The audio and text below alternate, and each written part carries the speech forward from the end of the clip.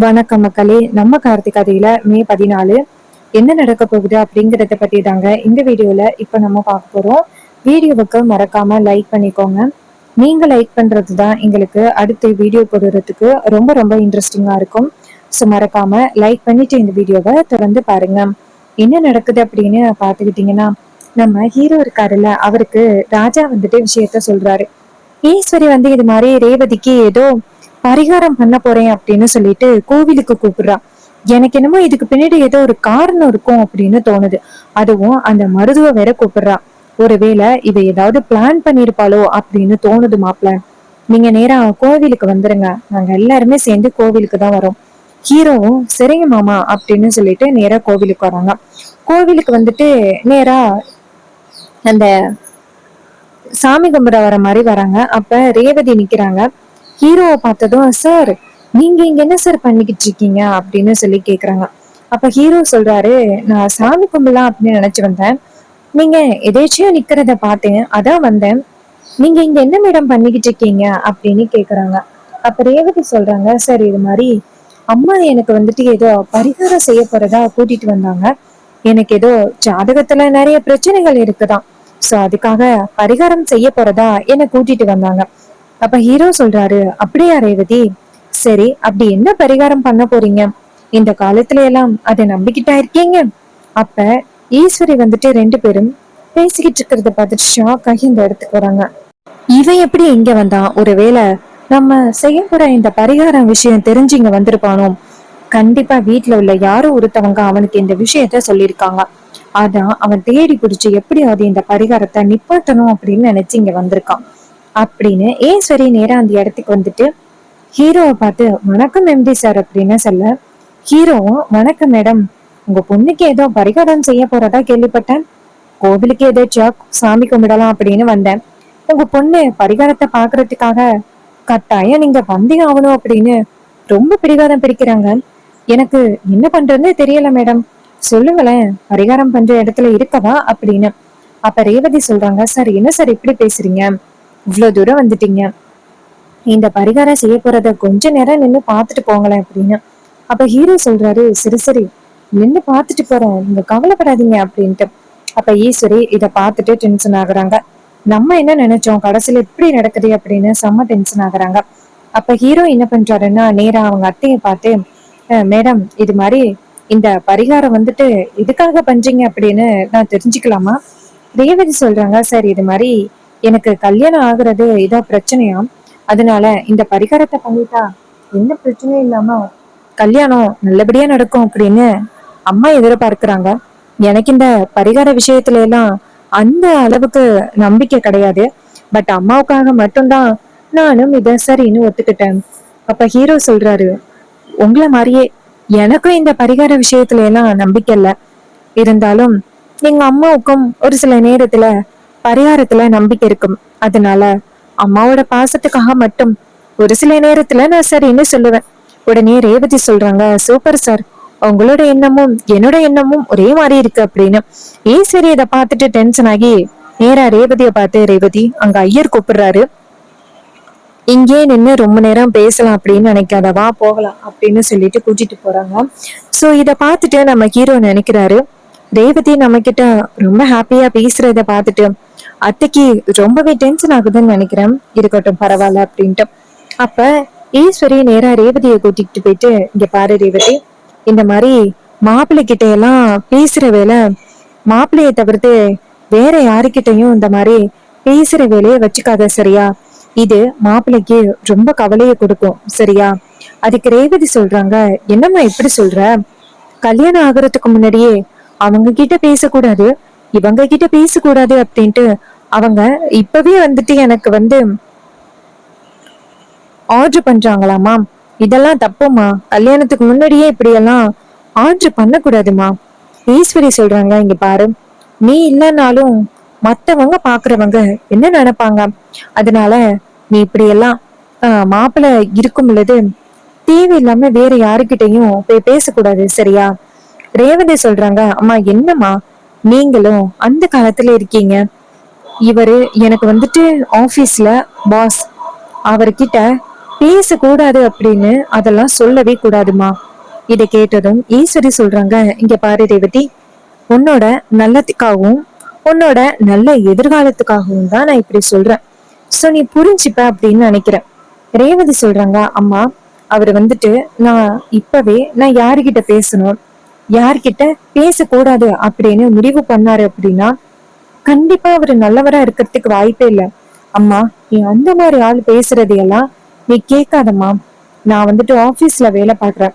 Sir கூட பேசக்கூடாது அப்படின்னு கூட அவங்க ஆர்டர் பண்ணுவாங்களா? அம்மா அதுக்கெல்லாம் இப்பவே நம்ம சரின்னு சொல்லக்கூடாதுமா. ஈஸ்வரி சொல்றாங்க, சிச்சு ரேவதி, மாப்பிள்ள அப்படியெல்லாம் சொல்லல. நான் தான் உன்கிட்ட அப்படி சொன்னேன். மாப்பிள்ளை வீட்டுக்காரவங்க அதை பார்த்தா கசப்பா நினைப்பாங்க, அதான் சொன்னேன்.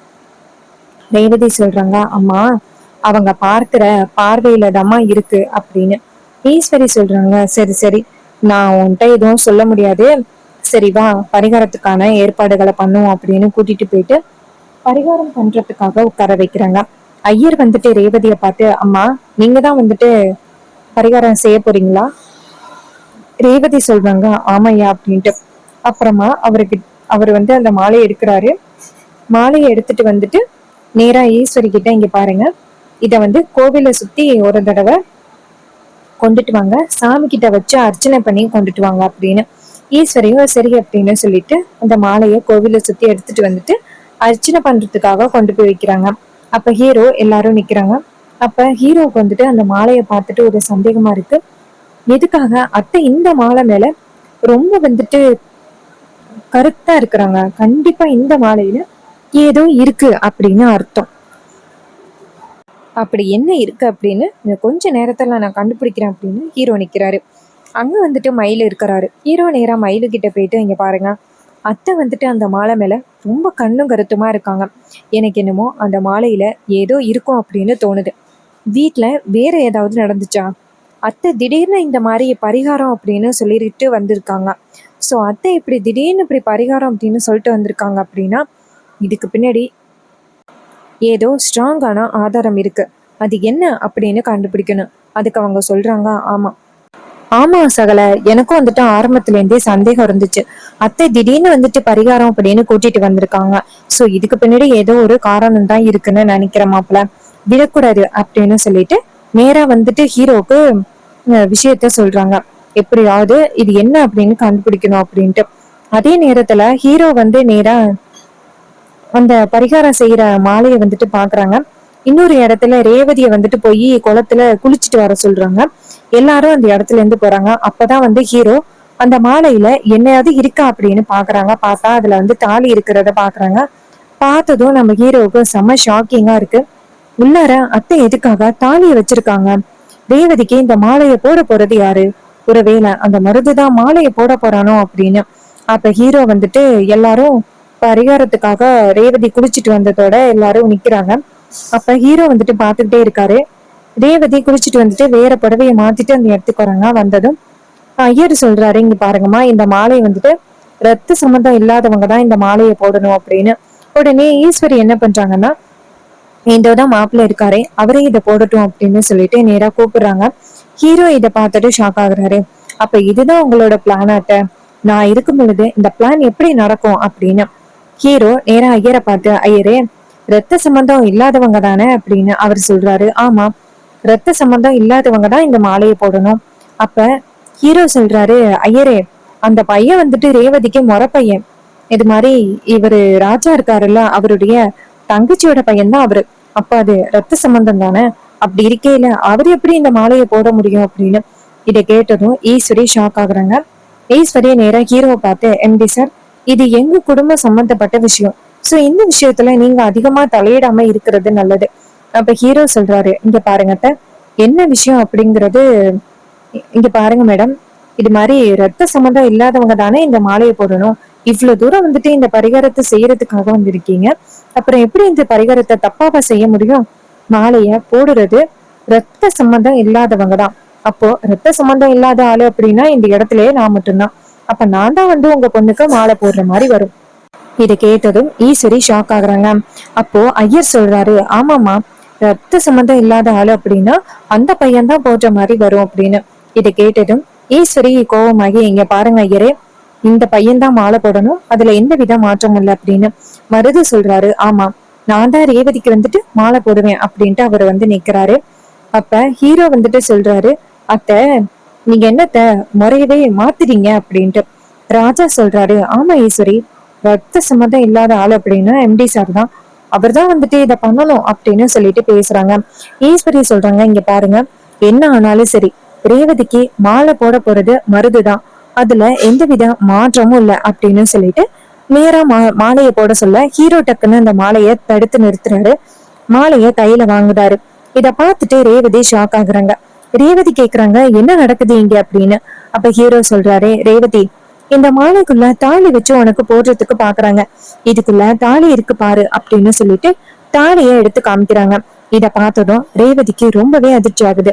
நேரா அவங்க அம்மாவை பார்த்து, அண்ணம் அம்மா என்னம்மா இது அப்படின்னு கேக்குறாங்க. ஈஸ்வரி வந்துட்டு, அம்மாடி இல்லம்மா இது எல்லாமே வந்துட்டு பரிகாரத்துக்காக தான் அப்படின்னு. ஈஸ்வரி கேக்குறாங்க, என்னம்மா தாலி எனக்கு தெரியாம மாலையில வச்சு கொண்டாந்து போட வராங்க, அத வந்து நீங்க பரிகாரம் அப்படின்னு சொல்றீங்க, எனக்கு தெரியாம இந்த கல்யாணத்தை பண்ணணும் அப்படின்னு நினைச்சீங்களா? அப்ப ஹீரோ சொல்றாரு, ஆமா ரேவதி, உனக்கே தெரியாம இந்த கல்யாணத்தை முடிக்கணும் அப்படின்னு அவங்க ட்ரை பண்ணிருக்காங்க.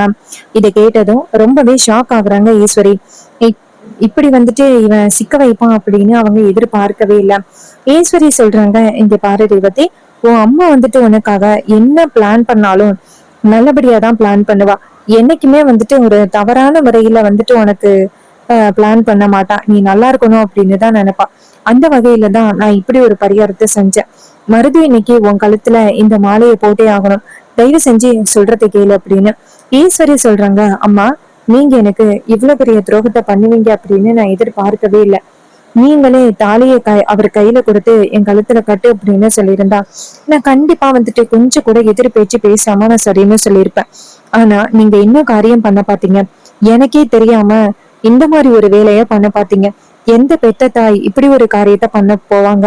அம்மா உங்களை நினைச்சா எனக்கு செம்ம கோவமா வருது அப்படின்னு நேரா மருதுவை பார்த்து, இங்க பாருங்க, உங்களுக்கு இந்த விஷயம் தெரியுமா அப்படின்னு கேக்குறாங்க. அப்ப அந்த மருது வந்துட்டு திரு திருன்னு முடிச்சுட்டு நிக்கிறாரு. ராஜா சொல்றாரு, மயில் சொல்றாரு, ரேவதி இவங்க எல்லாரும் சேர்ந்துதான் இப்படி ஒரு பிளான் பண்ணிருப்பாங்க. நல்ல வேலை உங்க எம்டி சார் இதை கண்டுபிடிச்சிட்டாரு.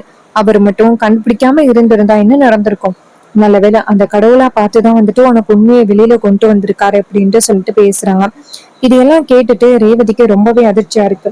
அம்மா வந்துட்டு நமக்கு இப்படி ஒரு துரோகத்தை பண்ண பார்த்தாங்களே, கொஞ்ச நேரத்துல நமக்கே தெரியாம இந்த கல்யாணத்தை நடத்த முடிக்க பார்த்தாங்களே அப்படின்னு நேரா ஈஸ்வரிய பார்த்து, அம்மா நீங்க இப்படி பண்ணதுனால இந்த கல்யாணத்தை ஏத்துக்கிட்டு நான் அவர் கூட வாழ்வேன் அப்படின்னு நினைச்சீங்களா? ஆரம்பமே வந்துட்டு பொய்யான ஒரு ஏமாத்து வேலையா இருந்துச்சுன்னா என்னால அவர் கூட எப்படி சந்தோஷமா வாழ முடியும்? அம்மா நீங்க பண்ணது ரொம்பவே தப்பு அப்படின்னு சொல்லிட்டு ரேவதி கோமா அந்த இடத்துல இருந்து போறாங்க. சோ இந்த கதை உங்களுக்கு பிடிச்சிருக்கா? இந்த கதை பிடிச்சிருந்துச்சுன்னா வீடியோவுக்கு மறக்காம லைக் பண்ணிக்கோங்க. அண்ட் இந்த ரோஸ் உங்களுக்கு பிடிச்சிருக்கா? இந்த ரோஸ் வந்துட்டு இந்த ஃப்ளவர் பூத்த உடனே அவ்வளோ அருமையா வந்துட்டு வாசனை வந்துச்சு, ரோஸ் வாட்டர் மாதிரியே இருந்துச்சு, ரொம்ப சூப்பரா இருந்துச்சு. ஸோ இதுல வந்து நான் இது ஃப்ளவர் ப்ளூம் ஆனத்தோட இதுல வந்து நான் சோப் ரெடி பண்ணியிருக்கேன். உங்களுக்கும் இதே மாதிரி ரோஜா பூ வச்சு சோப் ரெடி பண்ண பிடிக்குமா? நான் வந்து ட்ரை பண்ணியிருக்கேன். ஏன்னா அது அந்த அளவுக்கு சூப்பரா இருந்துச்சு வாசனை, அதனால நான் ட்ரை பண்ணேன், நல்லாவும் வந்திருக்கு. அண்டு நம்ம கிட்ட வந்து 5 ரூபீஸ்லேருந்து 10 ரூபீஸ் வரைக்கும் கிளிப்ஸ் வந்து அவைலபிளாக இருக்கு. இந்த கிளிப்ஸ் எல்லாமே வந்து ரொம்ப சூப்பராக இருக்கும், ரொம்ப குவாலிட்டியோடவே இருக்கும். நீங்கள் ஹோல்சேலில் வந்து பை பண்ணணும் அப்படின்னு நினச்சிங்கனாலும் நம்ம சேனலை வந்துட்டு தொடர்ந்து ஃபாலோ பண்ணி பேஜை வந்துட்டு ஃபாலோ பண்ணிக்கோங்க. இதே மாதிரி வேறு ஏதாவது நம்ம கதையில பார்க்கலாம். ஆர்டர் பிளேஸ் பண்ணணும் அப்படின்னா கமெண்ட்ல வந்துட்டு ஹாய்னு மெசேஜ் பண்ணிடுங்க. இந்த ஆர்டரை எப்படி ப்ராசஸ் பண்றது அப்படிங்கறத பத்தி உங்ககிட்ட நான் சொல்றேன். தேங்க்யூ ஃபார் வாட்சிங். See you on next video.